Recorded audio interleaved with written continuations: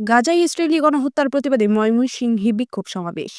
ফিলিস্তিনের গাজায় ইসরায়েলি বাহিনীর চলমান বর্বরতার প্রতিবাদে এবং ফিলিস্তিনিদের প্রতি সংহতি জানিয়ে ময়মনসিংহ সহ দেশব্যাপী সাধারণ জনগণ বিক্ষোভ মিছিল ও কর্মসূচি পালন করেন।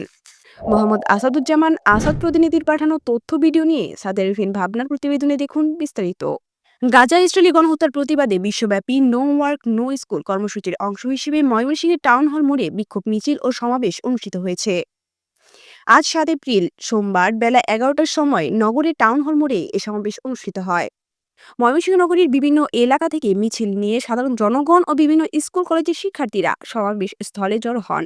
এ সময় ইসরায়েলি বর্বরতার বিপক্ষে লেখা নানা প্লেকার্ড ও ফিলিস্তিনিদের পতাকা হাতে নিয়ে উপস্থিত সবাই নানা স্লোগান দেন। ফিলিস্তিন জিন্দাবাদ, ইসরায়েলের নিপাক যাক, তুমি কে আমি কে, ফিলিস্তিন ফিলিস্তিন ইত্যাদি স্লোগানে বিক্ষোভকারীরা ইসরায়েলের সব পণ্য বয়কটের ঘোষণা দেন।